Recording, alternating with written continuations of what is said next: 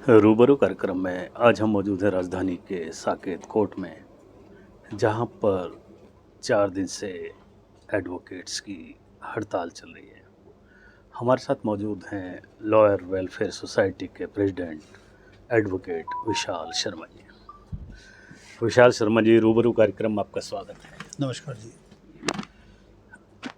आजकल कोर्ट में स्ट्राइक चल रही है, आज चौथा दिन है, क्या वजह?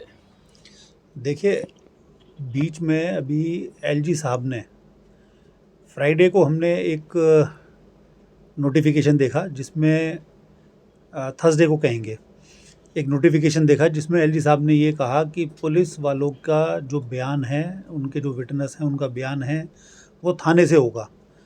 हमने कोऑर्डिनेशन कमेटी ने एक नोटिफिकेशन सर्कुलर जारी किया उस नोटिफिकेशन के संदर्भ में कि ये गलत तरीका है, इस तरीके से पुलिस को आप पावर दे रहे हैं, फेयर ट्रायल नहीं हो पाएगा, इस नोटिफिकेशन को वापस करिए। जब वो वापस नहीं हुआ तो फिर फ्राइडे से वकील स्ट्राइक पर हैं। पूरी दिल्ली के वकील इस मुद्दे पे एक हैं और पूरी दिल्ली में स्ट्राइक है इसी मुद्दे को लेके। इससे वकीलों को क्या नुकसान है और सरकार को क्या करना चाहिए? देखिए, वकीलों को तो कोई नुकसान नहीं है। वकील ये अपनी लड़ाई नहीं लड़ रहे हैं, ये जनता की लड़ाई लड़ रहे हैं।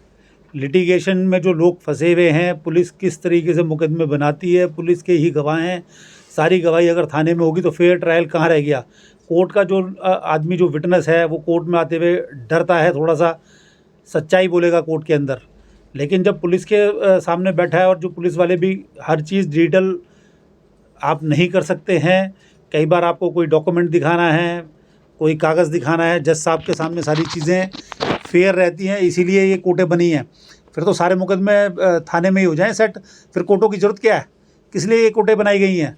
फेयर ट्रायल के लिए ये कोर्टें ज़रूरी हैं। और डिजिटल जिस तरीके से ये गवाही के लिए इन्होंने कह दिया कि थाने से होगा, बिल्कुल गलत है।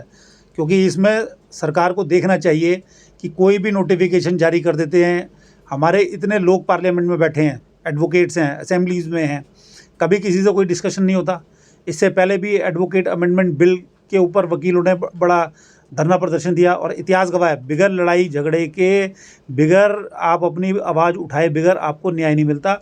और ये हमारी आवाज़ नहीं, ये जनता की आवाज़ है। क्योंकि कानून के अंदर समाज में एक वकील ऐसी फ्रेटर्निटी है जो जानती है कि कानून का समाज पर क्या असर पड़ेगा, इसका सही असर पड़ेगा, गलत असर पड़ेगा, ये हम लोग ही तो बताते हैं। अगर हम आवाज़ नहीं उठाएंगे तो सरकारें अपनी मनमानी करेंगी, उल्टे सीधे कानून लाके हमारे पे थोप दिए जाएंगे, जनता के ऊपर थोप दिए जाएंगे। तो इस तरीके के कानून बनाने से पहले उनको एडवोकेट्स के जो बार काउंसिल ऑफ इंडिया में मेंबर हैं, बीसीडी में मेंबर हैं, कोऑर्डिनेशन कमेटी के मेंबर हैं, बार एसोसिएशन के मेंबर हैं, एटलीस्ट उनसे कम से कम डिस्कस तो करें कि हाँ जी हम करने जा रहे हैं, ये ठीक रहेगा, इसका क्या इम्पैक्ट पड़ेगा। बिगर डिस्कशन के अपना कोई भी बिल ले आते हैं, कोई भी कानून बना देते हैं। आपके हिसाब से सरकार को क्या करना चाहिए? सरकार को इमीडिएट इसको विड्रॉ करना चाहिए।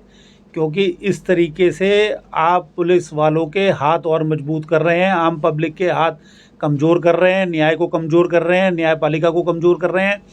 इस तरीके का नोटिफिकेशन बिल्कुल भी बर्दाश्त नहीं है। बहुत बहुत धन्यवाद विशाल शर्मा जी।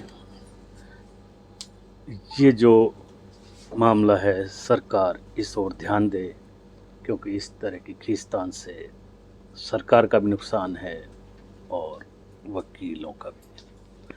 कैमरामैन विजय शर्मा के साथ VP Sharma, INS news. Thank you.